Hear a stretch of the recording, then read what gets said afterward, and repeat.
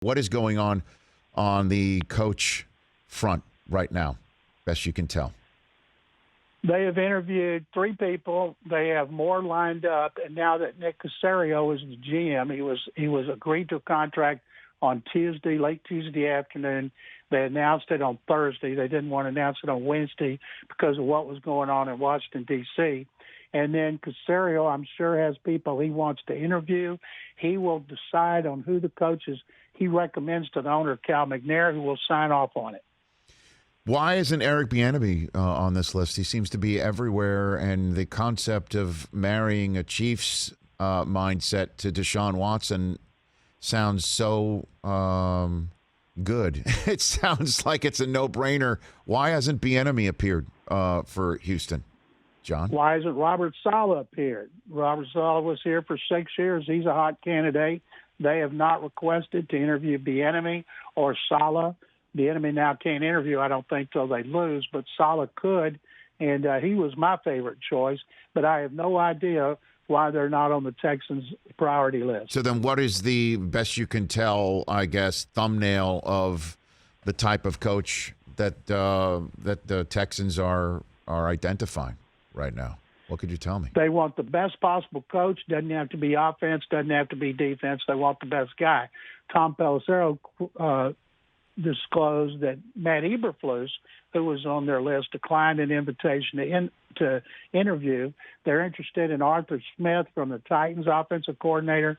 They're interested in Brian Daboll, Buffalo's offensive coordinator, and I'm not sure after that. So I guess then let's just wrap it up this way, John. There's just a lot of weird stuff happening. You know, there's weird stuff happening. The word disillusioned and Deshaun Watson don't seem to like they belong in the same sentence. And I know that they had a dreadful year, and these things do happen in the NFL. And deodorant in the NFL is winning. I understand. That's the best deodorant in the NFL is to win. But he seems to be disillusioned right now. It does appear that the hiring of the general manager irked him. He can eventually get on the same page with all of them.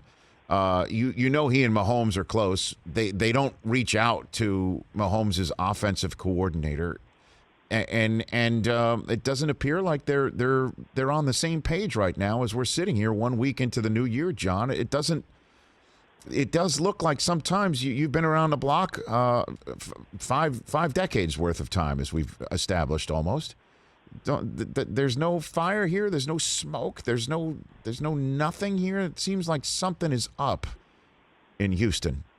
John McClain. Something is up. They need a new head coach. They just got a new general manager. He's been on the job this is his second day.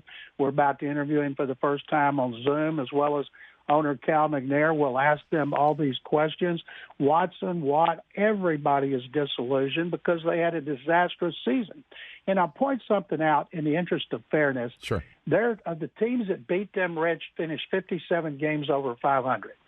57 games over 500, 5 of them in first place. And they lost 8 one-score games in the division. They got beat by the Titans on the last play of both games. And against the Colts, they reached the Colts 2-yard line in the last minute of both games and fumbled.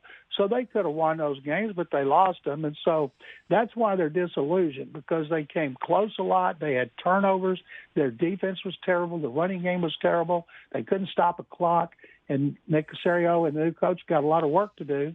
And I'll guarantee you that if you call me in a couple of months, Deshaun Watson will be happy, and they'll all be working toward the common goal of trying to get him that elusive Lombardi trophy. Hey, you watched all the way to the end. Thanks for that. Watch more right here.